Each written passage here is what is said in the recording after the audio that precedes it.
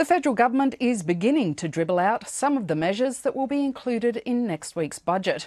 The closure of detention centres and the speeding up of a major road project in Sydney are amongst the moves confirmed today. The deficit levy is also expected to go ahead, and the government's working on ways to explain why tax for some will increase despite its election promises. The Prime Minister and Treasurer have, in recent days, concentrated on the Coalition's election commitment to bring the budget back under control. And now Joe Hockey's told the Financial Review claims the government said it would never introduce new taxes are wrong, because it was always going to have a levy on big companies to pay for its paid parental leave scheme. In the lead-up to the budget, it's worth taking a look at what was promised.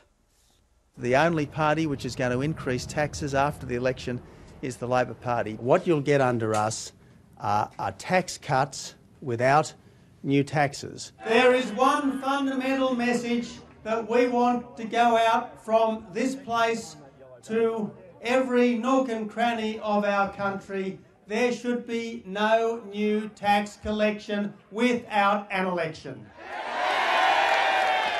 The carbon tax will go, but no one's personal tax will go up, and no one's fortnightly pension or benefit will go down.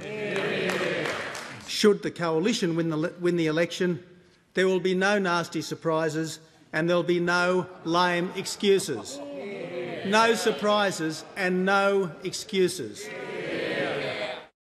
One man listening carefully for any budget night excuses will be Bill Shorten.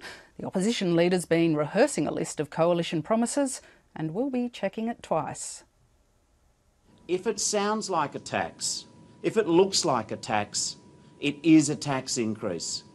Tony Abbott, there are not enough lame excuses in all the world. There are not enough weasel words in all the dictionaries in all the world for you to be able to tell people that you are not breaking your promises. Before the last election, Tony Abbott made it very clear, any number of times, that a vote for Tony Abbott was a vote for no more tax increases. Now we see in this budget of broken promises, we see the discussion about a new tax on people who go to work, a new GP tax, a new hospital tax, more expensive medicines. Tony Abbott, there is nowhere where you can hide from this one fact. A broken promise is a broken promise. Labor will hold you to account on behalf of all Australians, from the pensioners to the sick to the people who go to work every day. A broken promise is a broken promise, and you will be marked down by the Australian people for your deficit in truth and character on broken promises. Of all the promises made by the Coalition, there was nothing more fundamental to Tony Abbott's rise to power than his pledge to scrap the carbon tax and ease the cost of living pressures.